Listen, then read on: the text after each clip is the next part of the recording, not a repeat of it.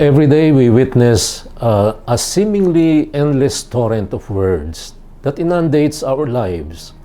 We see a plethora of words in print. We hear them uttered around us everywhere we go.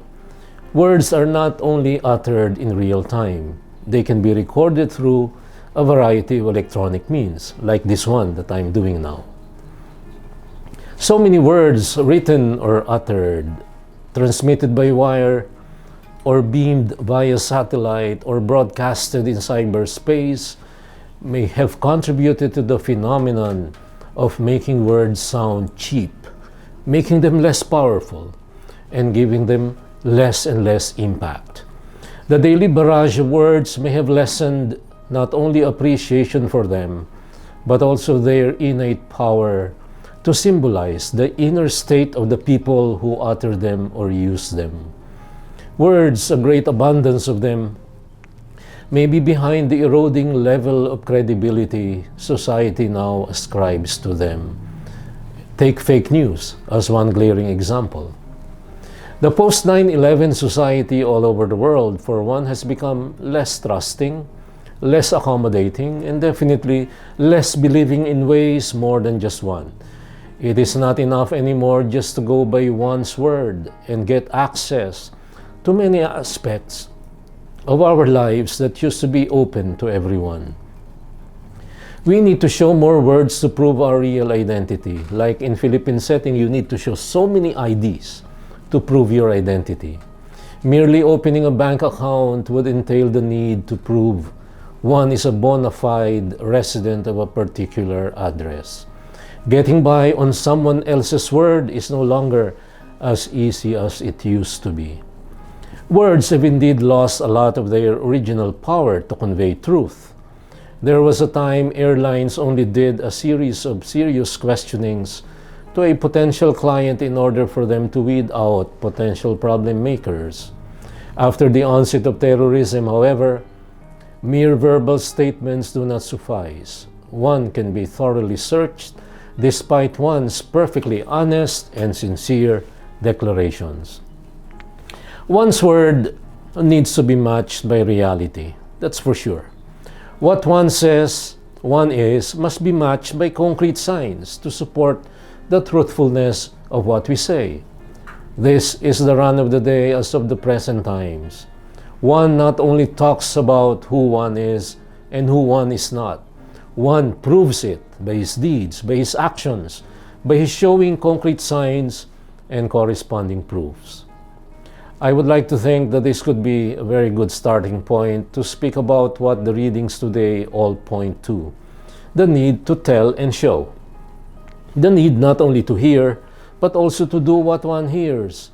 And I quote, "Now Israel, hear the statutes and decrees which I am teaching you to observe, that you may live and may enter in and take possession of the land, which the Lord, the God of your fathers, is giving you. Observe them carefully, for thus will you give evidence of your wisdom and intelligence to the nations."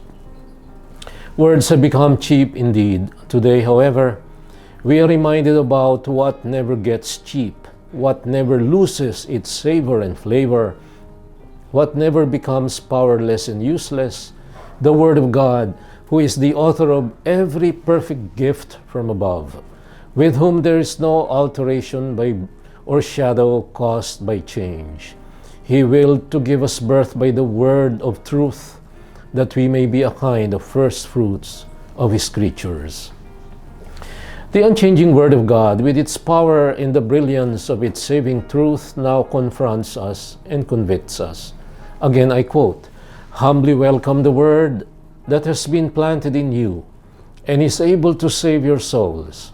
In the midst of so much wordiness that we experience daily, we are reminded to stick to the Word that comes from Him alone, who can neither deceive nor be deceived, as one old traditional prayer, the Act of Faith, puts it. Our words, mere words of mortal, need not become cheap. Our utterances need not become symbols of deceit and marks of insincerity. Our pronouncements need not anymore lead to death. our own and that of innocent others. What we say need not become occasions for suspicion, mistrust, or utter unbelief. When what we say is patterned after the Word of God, then we mean what we say, and say only what we mean. We would then be unlike the scribes and the Pharisees, who really were resident experts on words, understood as the material letters of the law. They were so cautious about what the law literally prescribed on every human action imaginable, to the point of adding more and more words to the law, that Jesus deemed it proper to speak about them thus: "This people honors me with their lips, but their hearts are far from me. In vain do they worship me, teaching as doctrines human precepts." In the case of the scribes and Pharisees, their words were not matched by deeds. Their inner disposition, attitudes, and intentions belied what they were saying and teaching with utter external dedication, almost to the point of obsession. But there was something, of course, more important than mere external show of concern. And that which counted far more important had to do with the inner reality deep within the person. It is not what one observes on the exterior plane, but what one observes deep within one's personhood, the seat of real values, virtues, and interior dispositions. It is not what comes from the outside that counts as important, but what comes from the inside. Hear me, all of you, and understand. Nothing that enters one from outside can defile that person, but the things that come out from within are what defile.